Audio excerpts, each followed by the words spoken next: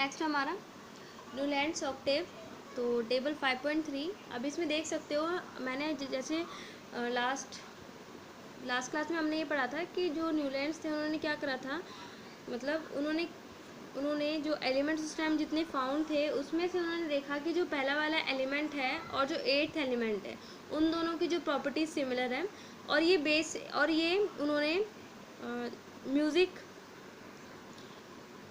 के अकॉर्डिंग उन्होंने क्या करा था, टोन रखी थी। तो उन्होंने देखा था, जैसे कि अगर हम बात करें, देखो सा रे गा मा पा धा नी, तो उन्होंने क्या करा, डू रे मी फा सो ला ती।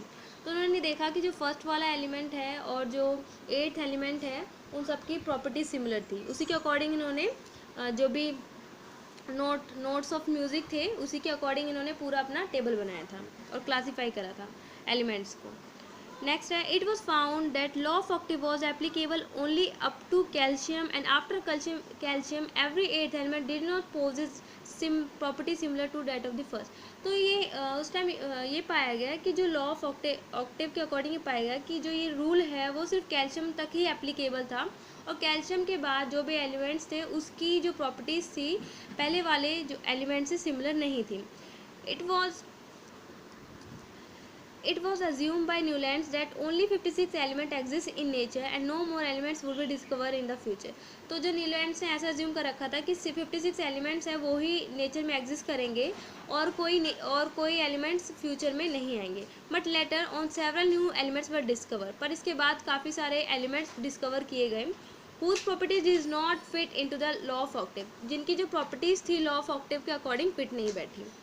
In order to fit elements into this table, Newlands adjusted 2 elements in the same slot। तो उन्होंने क्या करा, अपने एलिमेंट्स को एक ऑर्डर में फिट करने के लिए न्यूलैंड्स ने 2 एलिमेंट्स को सेम स्लॉट में रखा, but also put some unlike elements under the same note. और उन्होंने जो अनलाइक एलिमेंट्स थे, जो भी अनलाइक थे, मतलब जो सिमिलर नहीं थे, उनको एक साथ अलग रख दिया। Can you find example of these from table 5.3। तो क्या आप एग्जाम्पल देख सकते हैं 5.3 से।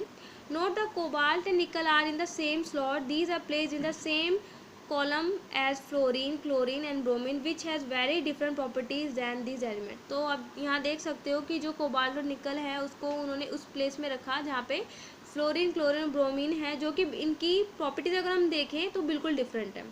Iron, which resemble cobalt and nickel is in property, has been placed far away from these elements। Iron की जो प्रॉपर्टीज़ है वो कोबाल्ट और निकल से मिलती हुई है, पर आयरन को और कोबाल्ट निकल को काफ़ी दूर रखा गया था।